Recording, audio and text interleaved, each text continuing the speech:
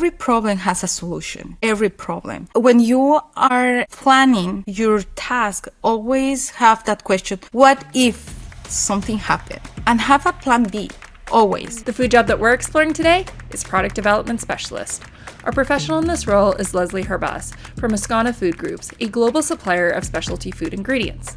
In this episode, you'll learn why R&D decisions aren't just technical. It's not just flavor, it's the functional ingredients as well, that they have impact in the finished product. How navigating regulatory requirements is a key part of the role. Especially in the meat industry, we have specific regulations, and that is why we can spend hours in research about the food regulations. And why your own kitchen can be the perfect home base for gaining experience. Can start replicating at home. What are the functional ingredients? What are the main functionality in my beverage or in my bread? And you can start working and build that knowledge. Thank you to Careers Now for supporting this episode. More on that later. I am currently product development specialist at Ascona Foods. My role includes creating and improving products. And from the initial concept to commercialization, that includes benchtop formulation, running a pilot trials, and scaling the product up. At Ascona Foods specialize in dry blends, especially in the meat industry. It's so much of my work focused in developing customized solutions to enhance meat products. Okay, so it's not the actual production of meat, but the flavorings, if I'm getting it correctly? Like, where's the connection? We commercialize dry blends. Can be flavored dry blends with functional ingredients. One is one of the parts that Ascona Foods can provide and can produce, as well as edible films and casings, edible casings. The edible films, you can have as well flavors on the film that are transferable to the meat or the meat that you want to have it, the spices or the wrap. And that is Ascona Foods are producing right now.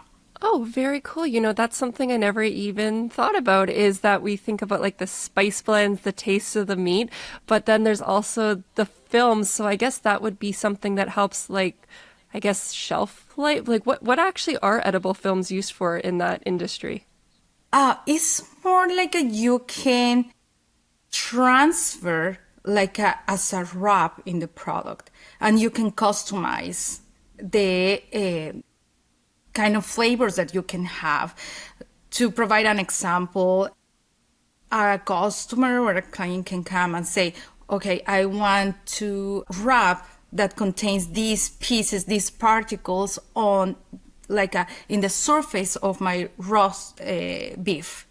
And we can customize the film and they transfer into the meat. It depends if it's fully cooked or is a fresh product. It depends of the way that they are processing. We advise and we always customize what the customer wants in the way that they process as well. These edible films are made with the different polysaccharides, and as I said, it depends of the process that they have, and we can provide those solutions to them. That's very cool. On the surface, it sounds like it's a one type of product, but then I can imagine with so many different customers, it changes it up, and there's lots of different things that you have to think about when you're producing, you're doing R&D for it. So it sounds like a fun part of the job, thinking about all the different solutions. Yeah, and it depends as well. You can have some customers that they want with smoke flavor, or there are some other customers that they want just spices on the top to have those visual granules in their finished product. However, there's others that they want more flavorful finished products, and you need to customize and see as well if they want the size of the particles that they want, and you can combine all of them, put it all the information together, run a small plant trial, advise them in the settings for produce this finished product, and that is part what Ascona can provide to our customers. Is customized dry blends, customized edible films and casings. Very cool. Well, let's take it a step back because you mentioned plant trial, and I feel like we've kind of walked around what your food job is. So tell me, like, what does a typical work week, maybe a work day, could you maybe paint a picture more of like what your food job is? Yeah, we start in the R&D lab. Always we have different projects. Now we are having other projects that it's outside the meat industry as well. We are introducing in a snack industry as well because we have dry blends and it's seasonings in general that we can provide. And we start in the lab and start with formulating. We formulate based on the customer requirement, and we start to develop those formulations that they want. Once we formulate, we start with the benchtop samples, and we can see how this formulation behaves, if it meets all the criteria that they want. And after, once it's finalized and it's approved by sensory evaluation and how it behaves, we are jumping into the documentation in regulations, because most of the time we need to complete the documentation. What was the requirement, if it's gluten-free, if it's organic, and we need to meet all that criteria. And if we have as well to replace an ingredient, we need to write in our reports and final reports for replacement or new ingredients. And when we are running a plant trial as well, we need to write it down to provide all those parameters and the equipment that we use to our customer. And that is how it looks during the days, starting with the formulation, understanding the project, the finished product and the processing. And after we jump into the documentation, if all our ideas meets the criteria and the regulations, and we submit for a final approval. Okay. I know this is a very specific question, but you use the term documentation. Is that just like a recipe? Is it the final report that you give to someone? What is documentation? Every single step, depending on the project, has a document to provide all the information that that this product meets the criteria. Starting with the nutritional fact tables, the specification sheets, the sodium target, the sugar content, providing all the process as well. You need to provide a flow chart where the product starts, the raw material, the temperatures, the mixing time, in the way that you are packaging to send the finished product sample. It's all those documents needs to be not perfect, but complete with all the information, because they need to replicate in the same way that you produce as a benchtop sample or as a plant trial. They need to replicate in the production, into the production. Every detail needs to be recorded. Detail-oriented, very much, it sounds like it. Wow. Yeah. Okay, thank you for clarifying that. I know that it was a very specific question, but with documentation, that means a lot of different things. And I can just think about when you're giving it to a client and such, that you mentioned detail-oriented. Like, you can't be off by like 0.5, because especially in seasoning blends, that would make a big difference in how something is perceived in terms of taste. Yes, and sometimes we are struggling because we can provide a recommended usage of our blends. Mm-hmm. They can reduce based on the flavors. However, we need to take consideration that it's not just flavor, it's the functional ingredients as well, that they have impact in the finished product. You can reduce, but we are formulating based on that recommended usage that the functional ingredients will work. And that is why we always try to provide, okay, this is the usage. We recommend these parameters because probably if you increase your temperature, this functional ingredient will not work. Mm-hmm. And that is why we try to provide as much as detail as we can. And those documentations, it's the only way that you would say, okay, I recommended all these details. This is the setting that you have to follow to get the same finished product that you take. That makes more sense. And then just thinking about your role, because I could imagine that for some people they love science, and then writing these technical documents, it might not be something that you actually planned to do when you go into your food job. So just thinking about that, is there anything else that has been surprising to you when it comes to your current food job? Or like something that, like tasks that have surprised you? The most surprising task for me was the administrative and regulatory. That was a surprising, because no one can teach you.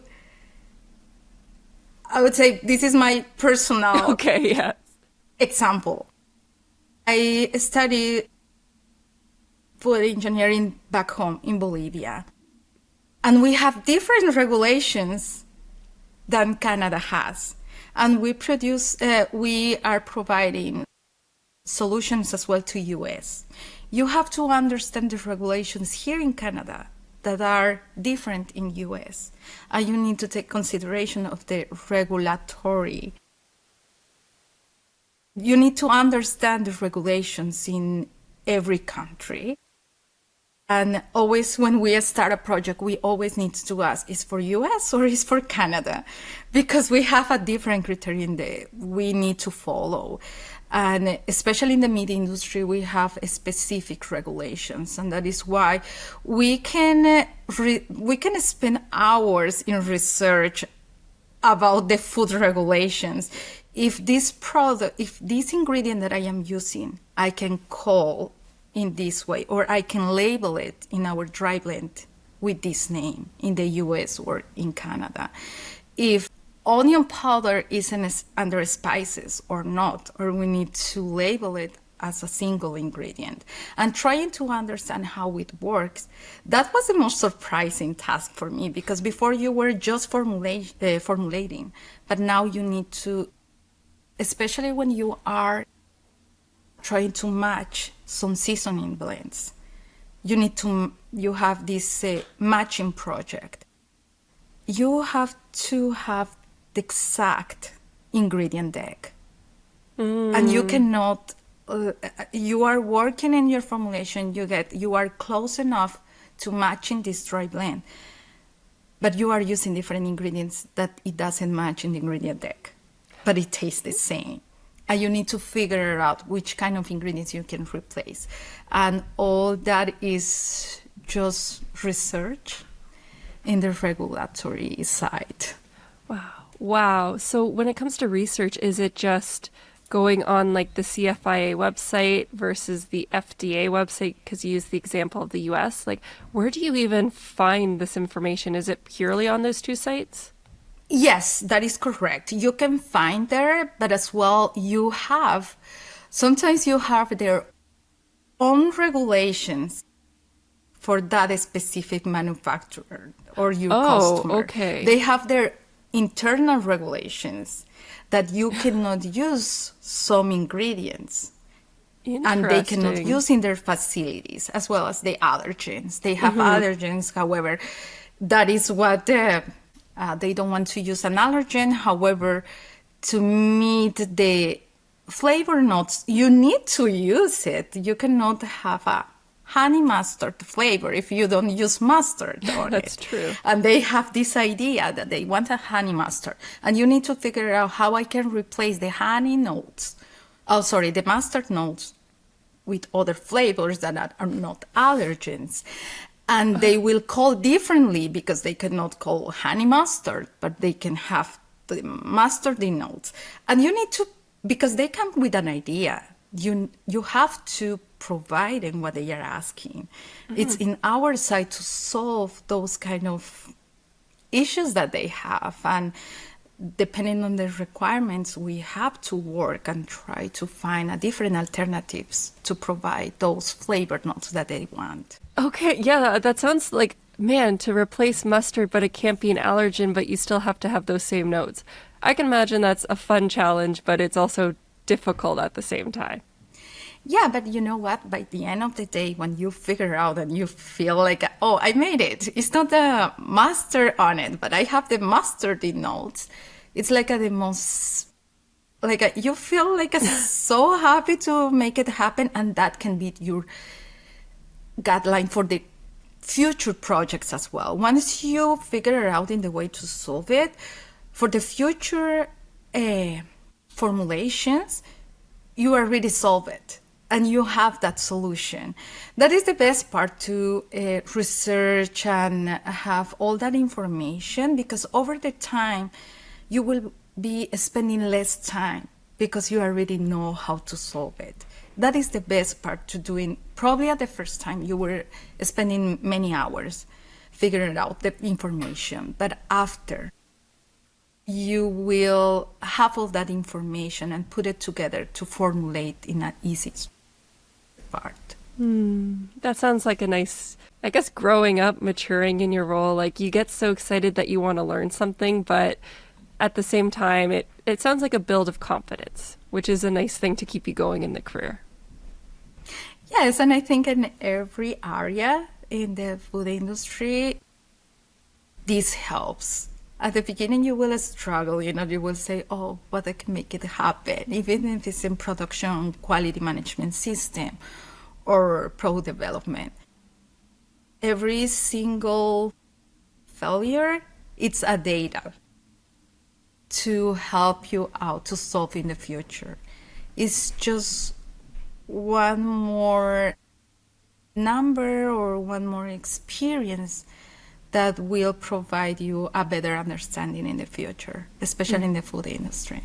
Yeah, I guess I'll share a little bit of a personal experience myself, is that being in my PhD program, there's certain things that I'll be doing now. Like there was a technique that I was really struggling with in terms of running an experiment for DSC, which is differential skin and calorimetry, but without going into too many details, I used to mess up making the samples like all the time. And it took a lot of time to get used to it. And then recently, I just was doing it. I did it really quickly. And I was like, wait, that used to be a struggle for me. And I'm saving a lot of time. This feels really nice. Like, you don't even sometimes even realize that you've grown and been able to achieve something until you're doing it later. And you're just like, oh, that went by pretty quick. Yeah, and it's true. Over the time, you will have a better understanding what is happening. And sometimes it's, as I said, it's data that will help you to solve later in a fastest way. Exactly. And, actually speaking about skills, because that's kind of what we're talking about right now, talking about skills that maybe you're working on right now, you've achieved some other ones, but you're always growing in your career. Is there any skills, Leslie, that you're learning about right now or you're looking to improve? Yeah, I think that the management skills, it's Okay. because sometimes you have multiple projects and you need to organize yourself to make everything happen before the deadline. You have like a tight timeline that you have to finalize. And I would say that the management, trying to manage all those projects I'm still improving myself because sometimes we have different projects. Working in a seasoning unit that it doesn't involve a plant trial. However, you have another project that once you formulate, you need to run a plant trial. You need to prioritize which one will take more time. And you need to prioritize both because you need to present in the same day. And that is, I would say that is the challenging part. I'm still improving my management skills, and try to organize in the best way. So really, I think that a lot of that also sounds like it would come to experience, because doing something on paper looks like it would only take 30 minutes. And then you've known from your past experience that, it would take like an hour to do, and you just kind of build that in. Yeah, that is correct. I would say that I feel confident sometimes when I am running a plant trial because I know in the way that it works. I know how long it takes. And for me was, I would say that not easier, but I have a better understanding. Okay, I have this formulation. I will run in the bench top. However, it's not the same in production. In production, you have so many variables, even for you have the yield, and that can increase your sodium level in the finished product. I cannot add this salt because they will be having some yield loss, and this can increase the sodium level. Or this is my recommended usage, but they are cooking twice and they will be losing some flavor notes. I need to increase. That is why I would say that for me it is easy from the start. I can take everything in consideration, how it works and how this formulation will work in the production, because it's not the same. It's not the same when you are doing 3 kilograms, when you are scaling up to 5,000 kilograms. Okay, right. And you are running all day. And even for the raw material that you have in the lab is not the same that they will use in the production. And having all those parameters and running in the pilot plant, trying to be efficient and try to provide those parameters and try to provide all the recommendations, you need to take care as well, not just in a small batch sample. You need to take consideration that it is scaling up, they will have more issues. Mm-hmm. And for the management skills, I know that's something that you're working on right now, but maybe thinking about like a student that's listening right now, do you think that's a skill that they should be focusing on while they're in school, like learning how to manage projects, or would their time be better spent learning that more technical knowledge that you associate with R&D? I would say, because I was a student as well, Yes. in the last 4 years, the management skill can start in your personal life. Okay. You can start like in the way that you need to have schedules. Like, okay, I will spend in this time doing this, finalizing this. If you complete everything that you plan in your personal life, you already have like a more than 30% in your professional life ready. Okay. Because okay, that's if good. you are organizing like in your daily life, you will be organized once you have many projects. And I was, if you want to be like a hands-on practicing, I know that you cannot be involved in a production facility or probably in the industry, or you have just by the end of your studies, you will have some internship. However, you can start having, okay, I like this product. I don't know, probably a beverage. You like that product, read at the ingredient deck. Try to replicate at home and saying, okay, how I can play with these ingredients. Okay, I need to manage. I have just Tuesday for my free time. I can start doing this. Okay, I will be finalizing my formulation on Tuesday afternoon. Next week, I will producing my small batch sample.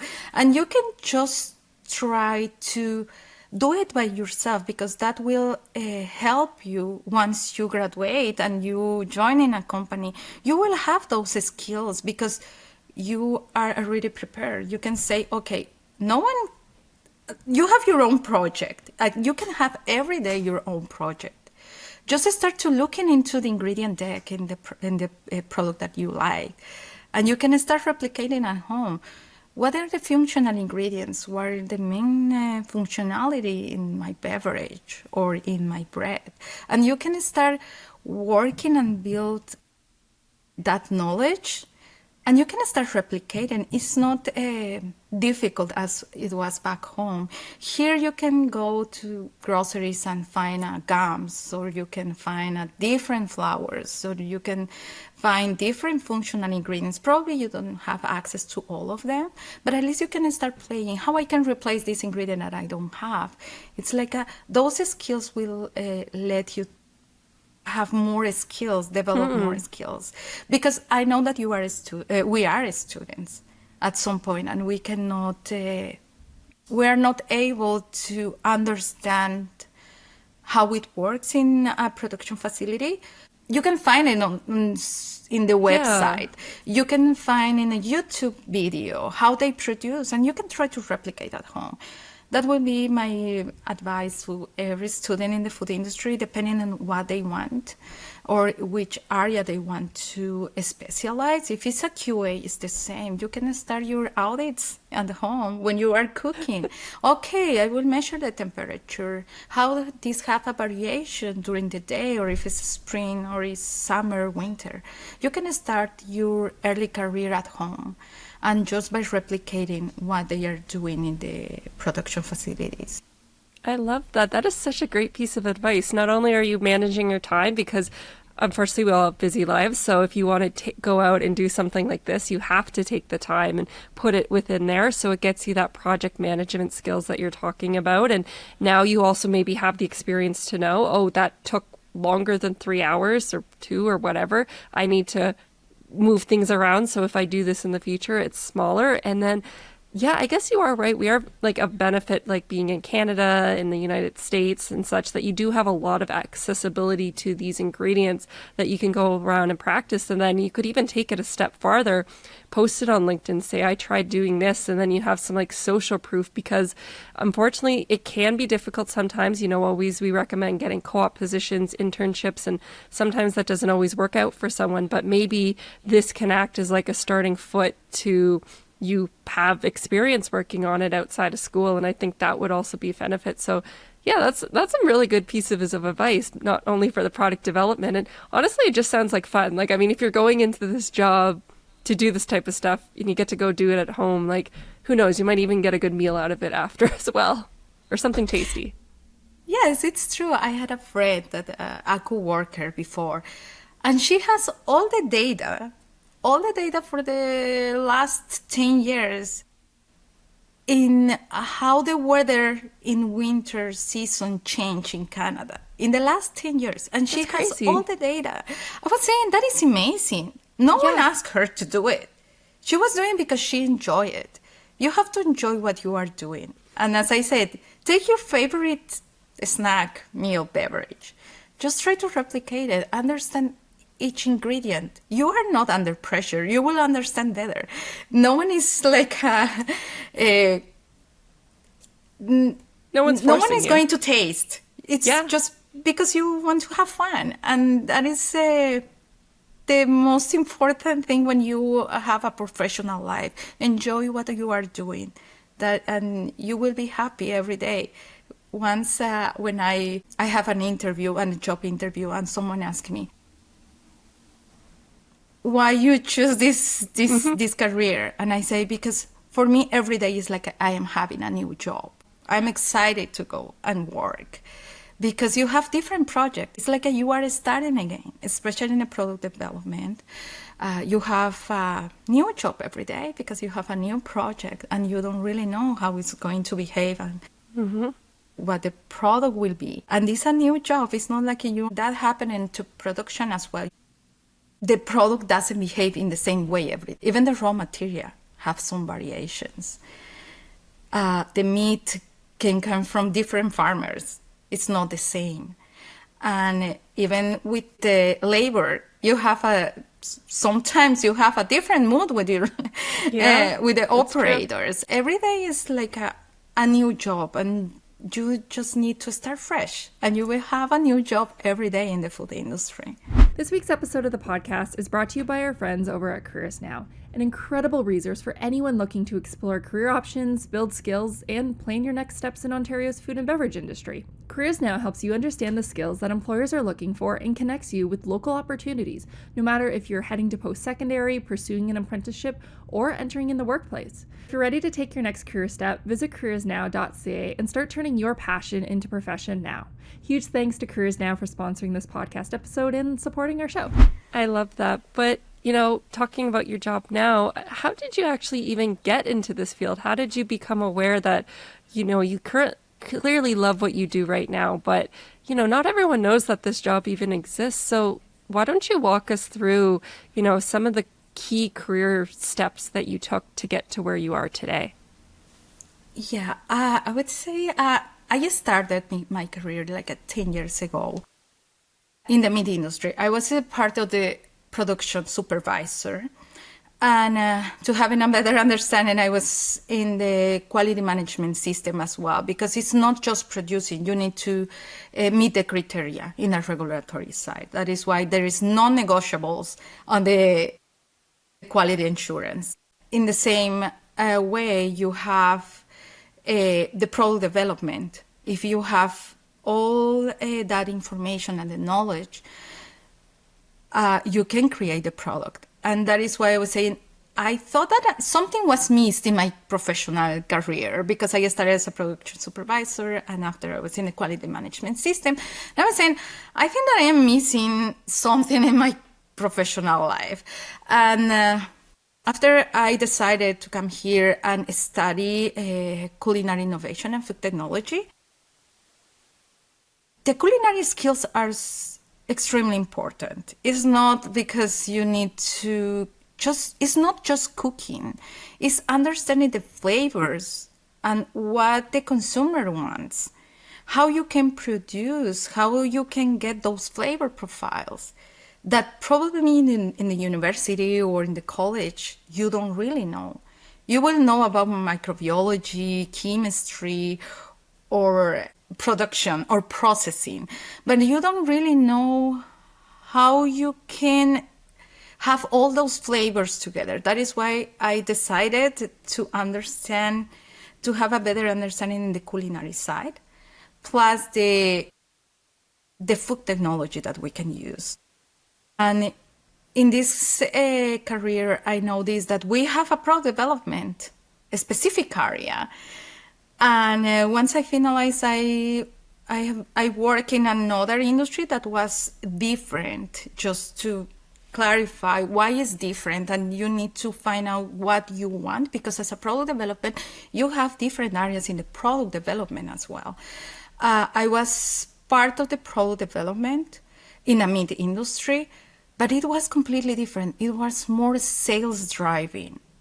You can have that innovative idea about the product, and you ask the suppliers to develop your idea.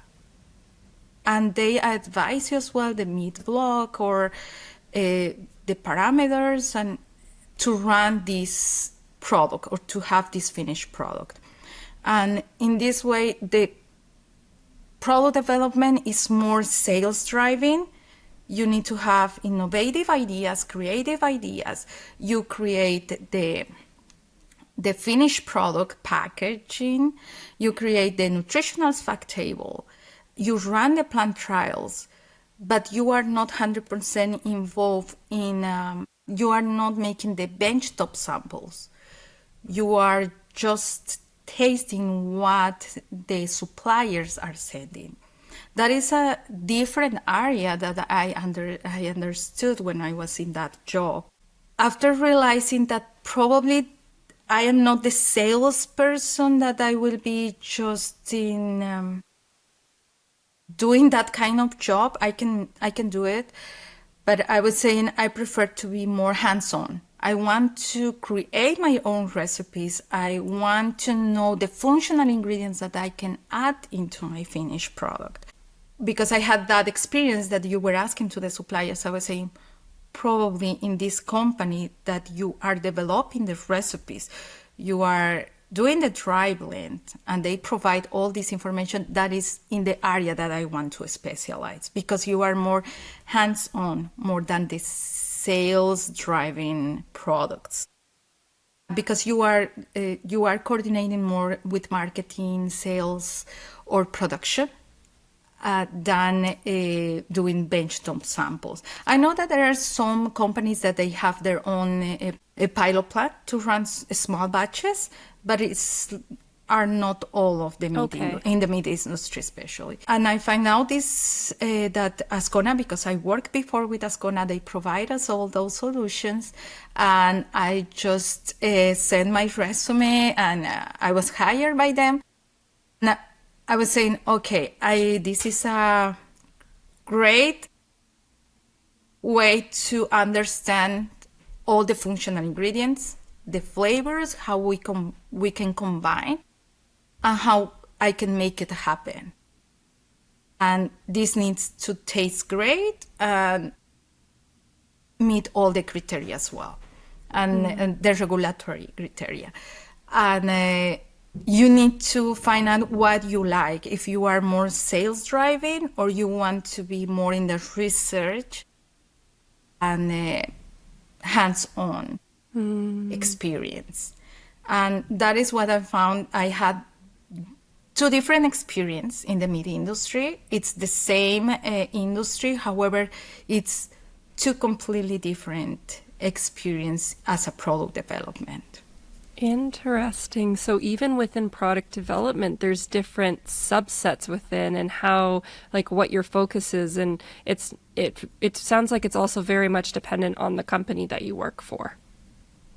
Yes, that is correct. It depends but most of the companies, they need a supplier because they cannot blend their own spices or their own dry blends. That is why you need to find out. I would say I love what I am doing now because it involves everything. You need to run your small batch. You need to run a plant trial. You need to provide the specification sheets, and you need to provide all the process steps as well. And you involve all that information that is all the chain that you need to know, or all the processes that you need to have to produce from the ideation to a commercialization. That is the interesting part of this job. My role, sorry. I have to just jump a little bit to another topic, because it was something that you and I had spoken about prior to even turning on the microphone, was about problem solving. And that is something that comes up a lot when I'm speaking with employers. Like, it's so important for them to have people who can actually solve problems. And it was something that you said that you wanted to kind of talk about to students. And again, problem solving is such a big part of R&D. It's big in the food and beverage industry in general. So how would you say that you can practice this skill, problem solving, but not only that, translate that to employers to show that you are able to do that? I'd love to get your thoughts on that. Yeah, I would say the problem solving, you will become better when you are having more failures, because you know how to solve it. Believe me, it's like you are not failing because you are not doing your proper job. It's because you cannot predict anything, especially in production. In production, you can have equipment breakdowns. You can have the labor, the operators. There is so many variables that you have to solve it. Everything, as I say, you can face a lot of challenge, but every problem has a solution. Every problem. When you are planning your task, always have that question: what if something happened? And have a plan B always ahead.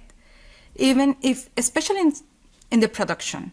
In the production, 1% error in a benchtop sample is not significant. But when you are producing more than 5,000 kilograms, it's a disaster. because it's involved a lot of money, and it's the schedule as well. You cannot rework because you have your shift was planned based on what you need to produce. And that is why this problem solving start when you need to plan. Always try to be in a step ahead or what is coming, and you will understand that what if is not because you are making mistake, it's because you are trying to avoid stress if something happen. And as I said, in the food industry you cannot delay anything, because it's, especially in the meat industry, it's meat. You have like Right. just 7 days or less to produce. If you grind it, you cannot refreeze it again. You have to produce. And that is why I always try to have a plan B. And this problem solving, it's these skills you can develop, as I said, in your daily life. You can start at home and saying, okay, I will replicate this product, but what if I don't find this ingredient? What is the other alternative if I don't find it? Having those skills because sometimes when you are trying to solve a problem, immediately, sometimes your ideas are not in the top of your head. You cannot find it. But if you think and you have a plan B before, just in case, you will find a better way to solve it. Yeah, that's really good pieces of advice. That's a great way because it's a low stakes way to deal with. I'm thinking back to the example that you said, working in the kitchen. And then, so yes, you said, like, what if you don't have that ingredient? But you could almost extend it to even try messing up. I know that you don't want to intentionally do that, but maybe just saying, like, okay, so I cooked it for 3 extra minutes than it was supposed to. Is it even salvageable that I could fix this if this was a mistake? And then if you know that you can't, okay, well, that could be a constraint. But then if you can work it with 3 extra minutes that you cooked, how can you transform it? And I love what you were saying, that it's just, it gets you that practice, it gets you that experience, and it's low stakes. Like at the end of the day, you don't have something tasty to eat for dinner, and maybe you problem solved out of it, and now you do have something. So I really like that. And it just gets that tangible thing that you can't learn necessarily from a textbook. And it just makes you have your own experience, even if you haven't worked. So that is some great advice. Yes, and as I always say when I am starting, especially when I have more people involved, especially in production is like a family. And the operators are the best mentors for you. When you are joining, probably you have all the theory from the university or the college, but the operators has the experience with equipment, how the product behaves, because they have been working for so long that they don't know the concept why it's happening something or something is going wrong, but they know how to solve it. You need to treat every operator as a family, because this is the teamwork. And I always say my best mentors in my professional life was the production workers, because they can help you to solve. They will explain it to you why it's happening or why this cannot happen. And even if you are a developer, you need to understand that sometimes something that you are developing in the benchtop is not going to work in the production. Needs to be safe and needs to be easy to produce and efficient to produce by the end of the day. For problem solving, always try to learn from others as well. Try to hear what are their ideas, because most of them, they have the experience and they can help you to solve this kind of problems, especially in the production. I think that I'm going to end it there, Leslie. I think that was a really good place to end it. I think that you have given so much like practical, accessible, and I think that's a good key term there, is like accessible things that students can do while they're in school. And honestly, anyone can do at any point in their career. If they have a kitchen, hopefully they could work with these types of things. So thank you so much for sharing about what you do, a little bit more about the meat industry. It sounds like you have a wonderful job that you honestly love, and I can't wait to, I'm happy to be able to share this episode with everyone. Thank you, Veronica. Thank you for having me, and happy to share my experience to all the new grads in the food science. And as I always say, food science, it's amazing, and you will be learning for so long, your entire professional life. You will keep learning every day. Are you interested in a career in food product development? Then check out my interview with Kayla Farina, Product Development Manager at Sigma US, here, or you can check it out in the show notes.